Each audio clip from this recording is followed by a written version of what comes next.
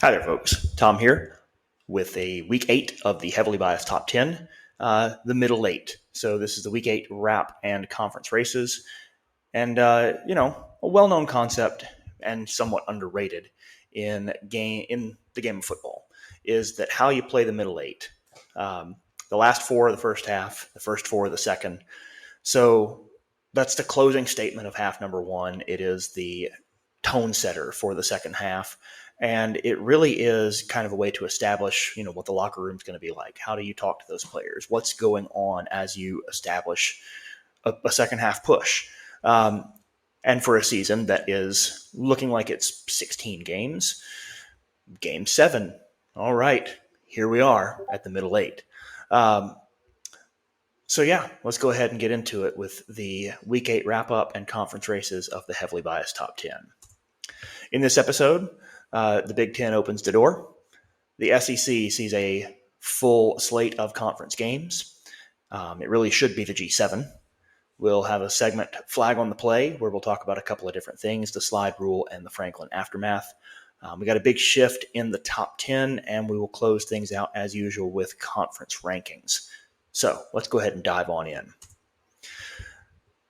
First up, the Big Ten opens the door. It had one job. It had one. The ACC beat Notre Dame. The SEC beat Notre Dame. The Big Ten, if they got a win against Notre Dame, the door was closed. That was a playoff spot open.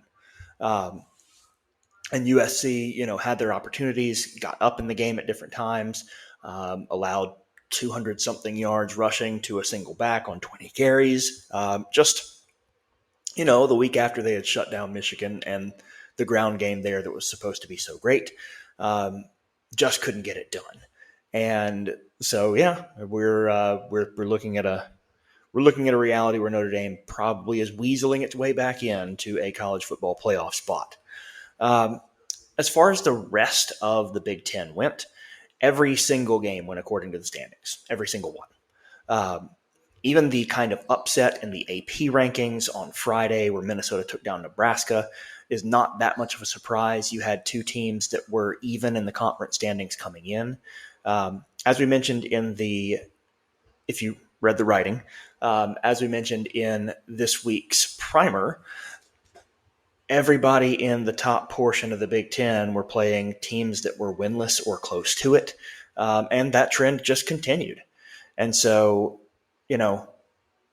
every game went according to standing, even Penn State losing to Iowa. Unless something changes, it's really only important to talk about two teams here in the Big Ten as far as the conference championship picture goes.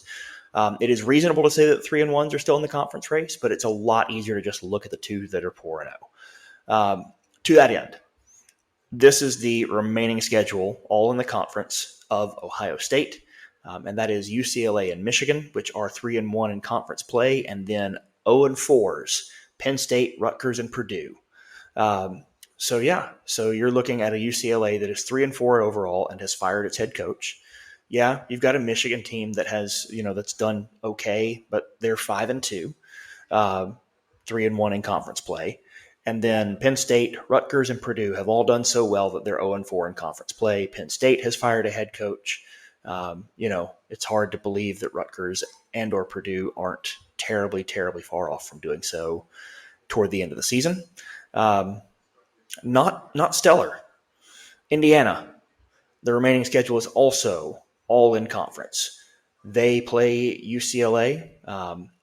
Maryland is the best overall record right now that they've played. They swapped 3-1 Michigan for 1-3 in the conference Maryland.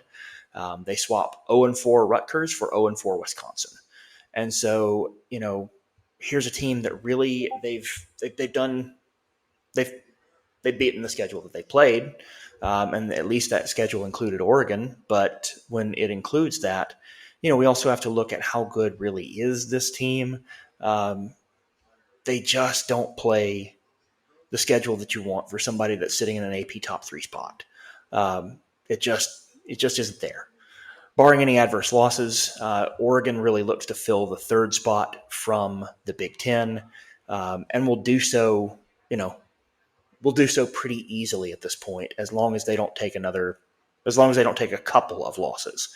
A little tougher road for Oregon. They at least play some teams that haven't gotten 4 losses so far in conference. But that said, this is an easy path towards the Big Ten championship from what we've got left in front of these two teams. The SEC played 16. All 16 teams played conference games. So we had 8 SEC conference games to last throughout the day.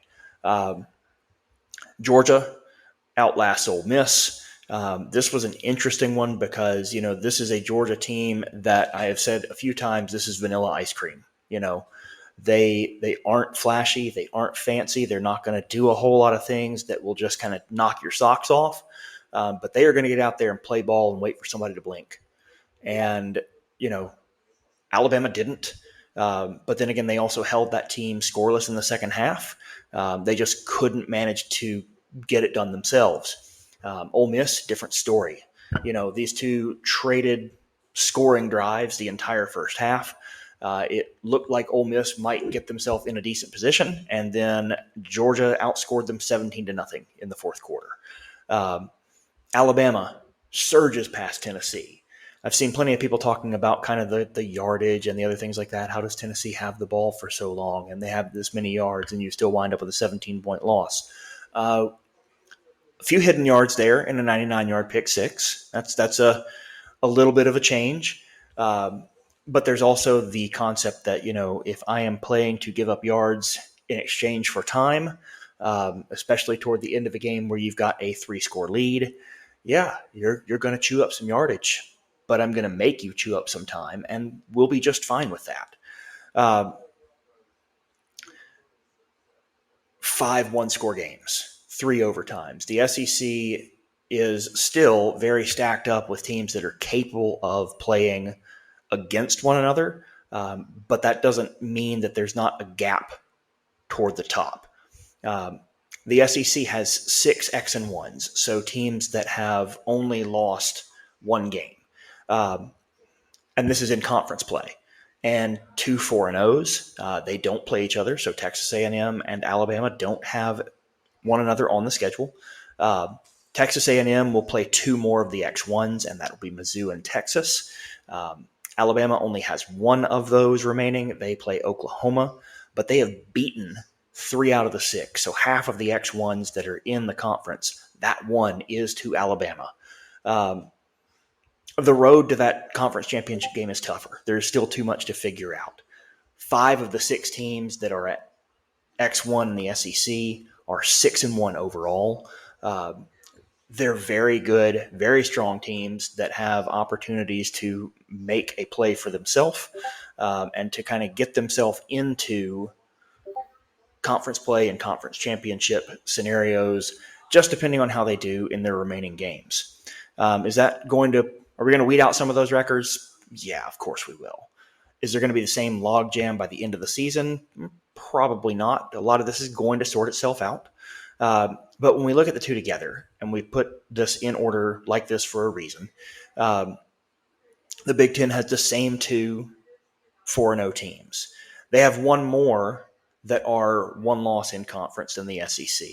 But they have a much wider group of 5-2s overall. And they have a much deeper group. And by a much deeper group, I mean a much bigger group of 0-4s. And so there are a whole lot more really bad in the Big Ten play teams. Texas A&M does have a victory over Notre Dame as a nice big notch in their belt. With Mizzou and Texas left, good current X1s there. Alabama has more ranked wins than anybody in college football. They've got Oklahoma and LSU remaining. You've got a lot here on the line. And it's a tough road to get to that SEC championship game. Definitely a tougher road than getting to the Big Ten. It really should be a G7. Right now, we have that concept of a G5, those 5 smaller conferences that are out there. And in reality, what we really have is that we have two major power players. We have the SEC and the Big Ten, and then we have the everybody else. BYU and Cincy are in the driver's seat in Big 12 conference play. Though that said, Big 12 conference play is a disaster. We kind of expect it to be. Cincinnati has the cleanest road to the Big 12 championship, though they also have a loss to Nebraska. BYU, their major non-conference game is 3-4 Stanford. Great. Yeah. Okay. I see that you're 7-0. Impress me at some point. Let's see what you have, what you've actually got. Texas Tech, that was a team that we were kind of high on, that we thought might be in a good position to make some runs. A very highly paid roster, which is a problem in its own right. Texas Tech scored 15 points in a minute and a half, minute and 45, to surge back into a game that they were dead in the water in, before giving up a game-winning touchdown drive. And so, the kind of flurry there at the end to lose to Arizona State puts it in a situation where, again, BYU and Cincinnati, 4-0 in the conference, a couple of teams, 3 teams, all won back. The ACC just can't get its footing. I expected that Miami was going to be better. They went out and played on a Friday night, played Louisville, threw 4 interceptions, and wound up in a game that, yes, 4 interceptions, 4 turnovers is going to be very devastating. And there are times where, there's not a great time to have a pick. There's not a great time for a turnover. But that absolutely upended that game in every way possible. Virginia, here's a team that's atop the ACC right now with Georgia Tech. Virginia needed a perplexing series of events to get to a game-winning safety against Washington State. I'm going to say that Washington State came across from Washington State, played at Ole Miss and played very well, then played at Virginia and played very well. So they have done very well for a team that is sitting 3-4.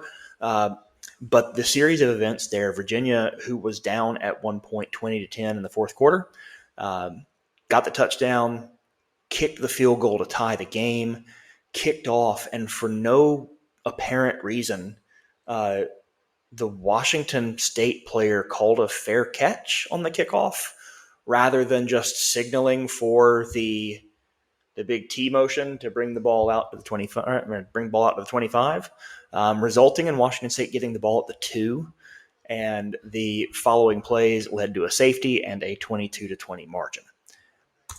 All right, flag on the play. This one we're not talking about officials, but I do want to talk about something here, the slide rule. Runners giving themselves up in the field of play so that, specifically this happens with quarterbacks. We'll see every now and then, we'll see a running back that slides down in open field, not to avoid contact usually, but to just stop the clock or to stop the play and kind of continue to run the clock. We'll see receivers do this from time to time. They know they've picked up the first down. They want the clock to run. They want to stay in bounds, get down, get to victory formation. But that's usually the times that we see it out of receivers and running backs. The players that we are more concerned with when this happens are quarterbacks. And there were a couple of times here that we saw this week that really make us kind of question, what's the utility of this play? And are we doing the right thing the way that we're officiating it? Yes, we want to have safe play. Don't get that wrong by any stretch. But we have in Alabama, Tennessee, we had a hit on Aguilar, the Tennessee quarterback. He kind of breaks free of the pocket. He's running up the middle of the field. We're not too far downfield at that point. And he realizes he's kind of gotten what he can because he's still in traffic and slides down. An Alabama defensive lineman pursuing him on the play, 300 pounds in his pads, is right there and is in a position to have made the tackle, along with another guy from the player from Aguilar's left side. But then coming in from his right, Alabama's defensive player really tries not to make the hit. He comes in, he slides as well, which is not something that I'm doing if I am trying to go in and make a big hit. But he slides, he pulls back off of him, he doesn't make forceful contact, and he tries as hard as he can, putting his hands out on the far side to not put full weight down on him. Still gets flagged, And I thought watching it, granted I'm an Alabama fan, but I thought watching it that he did basically everything that you could hope somebody would do to avoid making a big hit. He did not target head and neck. He didn't do anything specific to drop his weight on the guy. Like, this was about as clean as you can make that play, especially in traffic when somebody goes down quickly. That said, it was far from the biggest hit on a quarterback in a slide. I did not stay up for a 10:30 p.m. start. And Stanford and FSU is just not a game that I cared to watch. I did see the hit on Castellanos. And what I can tell you from that one, from what I've watched, is that this is really difficult on a safety coming up to try and make an open field tackle. Castellanos is a full-on runner. He has broken well free of the first level of defense and the second level, and the linebackers. He is running free in the second level. He is shifting, trying to make sure that he gets a good running lane. And then as that closes, just before he is hit, he drops down into the slide. Well, here's the thing. Stanford safety has come up, and he has done exactly what we teach for an open field tackle. Controlled strides, attack the near hip, bring your shoulder down, drive through. And at the last second, the hip is replaced by a head. And I don't know what exactly we do about this. I don't think that we rule it any differently than the way that we are. But if we've gone to the point of kind of having some discussions of quarterback protection and slides and getting people down safely when they are runners in the open field, I think that this definitely is something that we can continue or should continue to look at as far as player safety is concerned, because I'm just not sure that sliding to the ground and giving yourself up is a better, safer alternative than some of what we are seeing in the rest of play. Speaking of safety, let's look a little bit at the Franklin aftermath. Game Day had James Franklin on the show. James Franklin, obviously the former Penn State coach, now former Penn State coach, who was let go after a pretty disastrous start through the Big Ten run. Penn State went on to lose this week to Iowa, marking their fourth defeat in the Big Ten. And that's clearly not where we thought that team was going to be, especially after making a couple of wins in the college football playoff and getting to the Big Ten championship game last year. But Saban had some choice words about Franklin's firing, which I agree with, and I encourage you to look up for yourself if you did not see them live. The big kind of takeaway is that, that it wasn't right, that it's not the right service to the coach. It's not the right service to the players. It's not the right service to the university. The bigger takeaway is the question of, is or should NCAA football be considered in a way that professional sports are? Because I've also listened to Penn State's statement on this. And the Penn State statement on this basically boiled down to the idea that, this roster was paid a lot of money, and that it's hard to go and ask boosters for a whole lot of money to go do this again when the one that they just paid for wasn't successful. This doesn't make a lot of sense. You can be an alumni of a place. You can be proud of the school that you came from. You can want to give back to it. You can do a lot of things. You can hope that, getting some of these big name players in is going to help out with with the season, with the prestige of the school, with the potential of making the playoffs, with a lot of different things. But expecting ROI out of a player from a booster just doesn't sit right. These are not franchises in the sense that a NFL team is a franchise.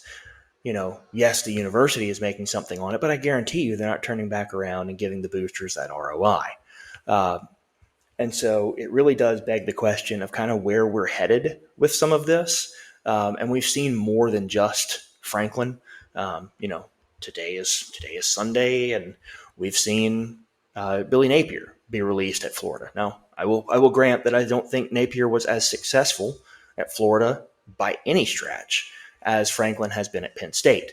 But you released him after a couple of wins, and that's just kind of a failure to make sense. When coaches go out and they go recruiting, what are we telling players?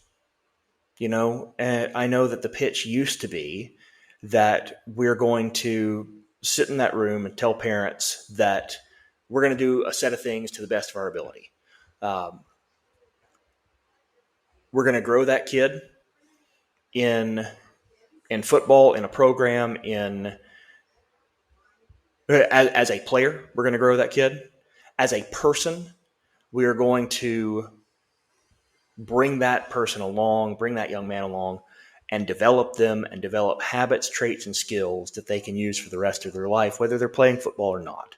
And that as a coach, it is our responsibility to look out for their safety, not just on but off the field. While we're doing so, it is a major investment, not just from a university side, but from a personal side, to take a look at the parents, take a look at these kids, get them in the door, get them playing football for your school. But when that meeting is supplanted by boosters paying rosters, I really question what it is we're doing here. All right, let's talk top 10. Ohio State's going to hold the top spot here. They were there last week. They are there this week. This is not an airtight hold. They are definitely one of the most talented rosters out there. But there's a couple of things that are question marks. That quarterback, as strong as he has looked, Julian Sayin is a freshman. He's been through spring ball. He's been through a couple of runs of things. He's gotten good opportunities to sit back and watch good football be played. But this is a first-year starter, and this is a young first-year starter. They've got amazing talent in skill positions. They've got amazing talent in defensive positions. They're a very, very good team. All their best wins are against 5-2 teams, which is not a knock on any of those specifically.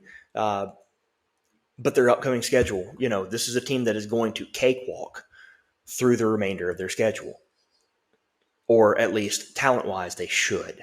It'll be up to them to show up to games and to continue to show up for games, because that can be kind of hard when what's remaining on your schedule is as weak as what's on theirs. Texas A&M coming in at number 2. The Aggies aren't really solidly in control of this spot either after a less than stellar performance against Arkansas. And this is an Arkansas team that frankly just isn't that good. They do have space left on their schedule to make it to the SEC championship game. They've got a couple of tough games coming up if they're going to get there, and that SEC championship is a hard game to get to. Texas A&M has played very well through most of their games. They do have the win against Notre Dame. It's a big, strong roster. It's a good group. Again, quite talented, holding the number 2 spot. My number 3 spot this week is Alabama. 4 weeks, 4 big-time wins. AP-ranked wins 4 weeks in a row, starting off with a win at Georgia. This does not look, feel, sound like the team that who knows what happened in their opening game. And yeah, I will grant you that kind of every week that FSU loss looks more perplexing. Um, but there is something to say about getting ready for Alabama and getting ready for that team than getting ready for playing an FSU team that lost 10 games the previous year. Um, my number 4 spot is Georgia. As I said earlier, the Dogs, that's a vanilla team. There's nothing wrong with vanilla. It's probably the best selling ice cream you're going to find. But they are going to go out there, they are going to play their ball, and they are going to wait for you to blink. They took the field against Ole Miss in a second half and just kept playing ball. They did the same thing against Tennessee. They just kept playing ball. Alabama just didn't blink, and that's kind of the only difference in there being a one-loss team and them being the number 1 team right now. Outscored the Rebels 17-0 in the final quarter. Number 5 I've got coming in as Indiana. Am I convinced that they're this good? No, I am not. The Oregon team that they beat, that's Oregon's only loss. The Illinois team that they beat has only lost to Indiana and Ohio State. So it's not like their 2 best wins are bad. But the rest of their schedule is just not good. Just sweet cakewalk. What a schedule. Ohio State at least plays 2 3-1s in the remainder of things. They replaced one of the 3-1s with a 1-3.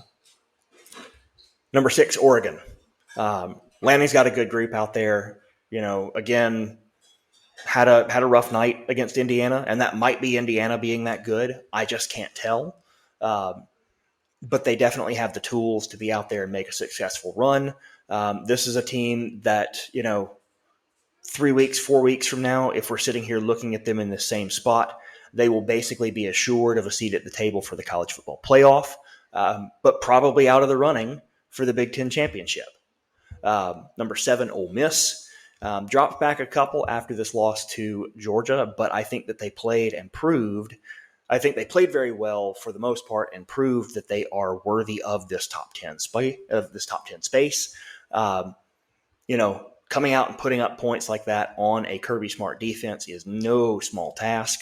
And for 3 quarters, they were able to move the ball very efficiently. And Kiffin has a wonderful system out there. And the way that they play ball and the way that they scheme, the way that they set things up makes the task very easy for a quarterback. I'm sure we'll talk about that a little bit more in a future episode. But number 7. Number 8, Georgia Tech. Until they can prove it on the field, this is the second best team in Georgia.